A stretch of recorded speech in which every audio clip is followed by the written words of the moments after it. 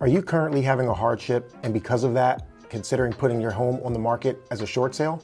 Well, if so, then this video is for you. In this video, I want to go over 5 things that you should know that will help you get your short sale done. Now, a little bit of house cleaning for those of you who are new to the channel. This channel is all about real estate advice, tips, and tech. So if any of that excites you, you're in the right place.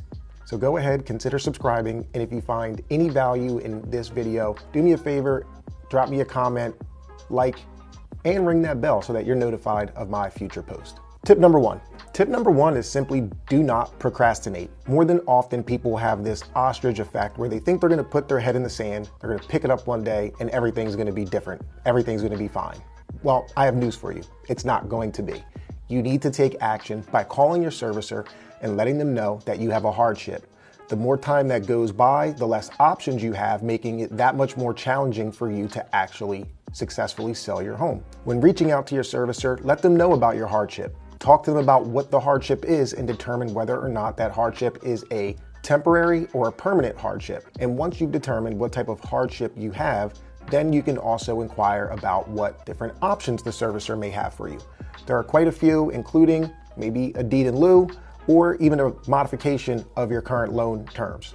Number 2, gather and maintain all of your documents. What I mean by this is that the bank is going to go through your income and expenses pretty much with a fine-tooth comb.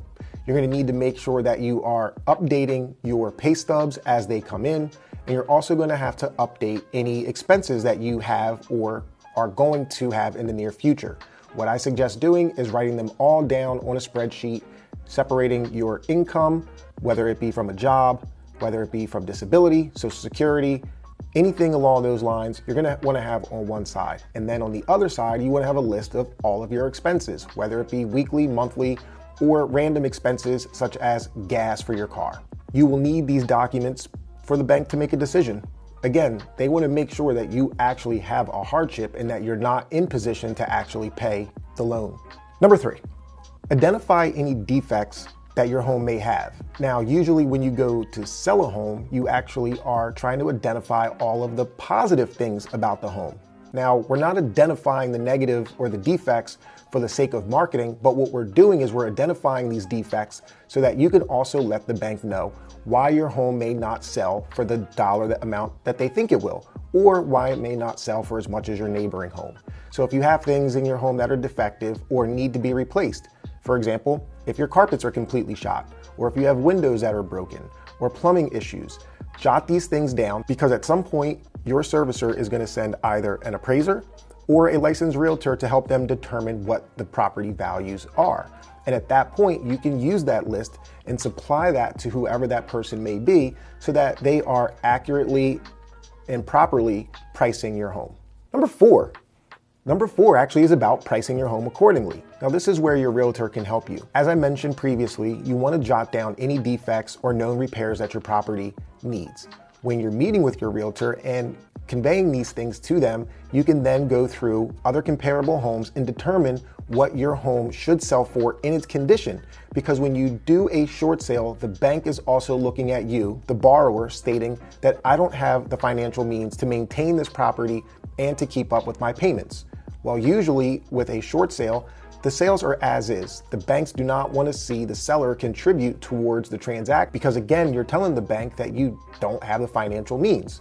So when you price your home, you want to make sure that it's priced accordingly because buyers are going to come in and they're going to decide whether or not they should even make an offer based on your list price. And if your list price is way off, well, guess what? The odds of you getting an offer are pretty slim. And to add on pricing, when it comes to accepting an offer, don't just accept any offer. I can't tell you how many times I'm helping a seller with a short sale and their mindset is that, well, I'll just accept any offer because it's not up to me, it's up to the bank. And although I do understand that, and you may get a buyer who's gonna come in and give you a low offer, knowing that they're willing to increase that offer significantly once the bank lets them know where they stand. However, that's not every buyer. So if you get a buyer and you accept an extremely low offer, knowing that the bank is going to counter them and ask them for more money, the last thing you want to do is exhaust time because that is your worst enemy at this point, trying to hold on to a buyer that is not going to increase their offer once the bank conveys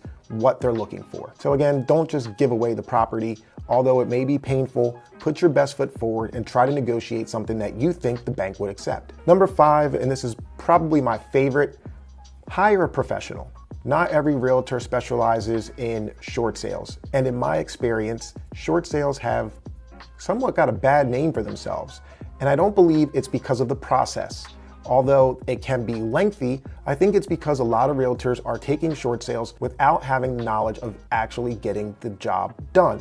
This is something that is very tedious and time consuming. You want to make sure that the person you hire knows and understands exactly how to navigate a short sale. You want for them to remind you of the documents that you're going to need and which documents that you should be updating.